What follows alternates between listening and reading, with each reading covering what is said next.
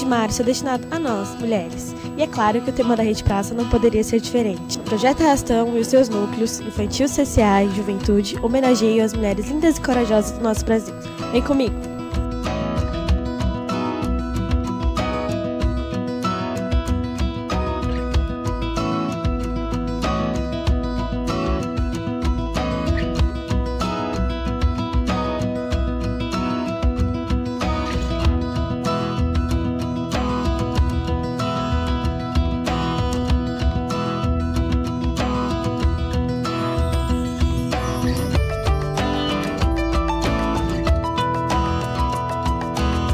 Essas flores eu aprendi com um amigo, um artista, e eu nunca esqueci, porque eu acho que elas são rústicas, são simples, mas tem uma beleza, uma delicadeza. A ideia era homenagear então a mulher, e aí nós pensamos, vamos trazer um grupo de senhoras, de pessoas que estão aqui no ateliê, que estão no espaço que às vezes a gente não conhece, não convive.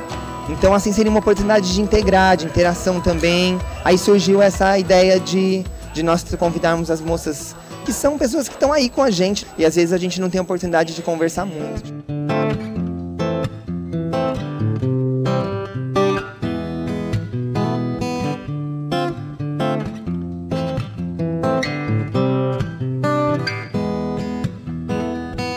Tem sido bem bacana, é bom que dá para aproveitar as coisas e tornar o mundo um pouco mais sustentável, não é isso? Tem como reciclar um produto que ao invés da gente jogar fora faz uma coisa bacaninha em casa.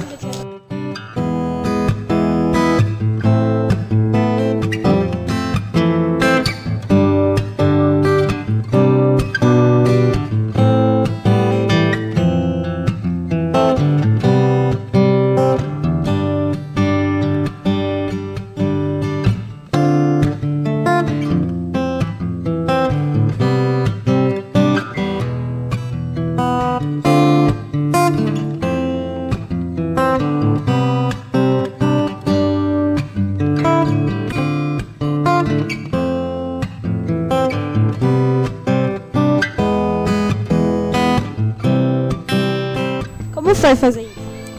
Muito legal. Muito criativo. Eu achei muito criativo. Por causa que assim, a gente pegou e usou muita criatividade assim, no modo de fazer.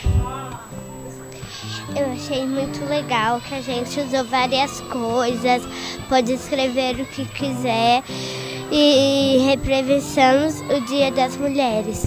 Eu achei legal por causa que a professora deixou nós escrever umas coisas aqui, a professora deixou nós escrever umas coisas por dentro, ficou mó divertido. Tem várias frases dentro, sabe? Então não é só o coração, assim, a gente fez um coração e uma frase também.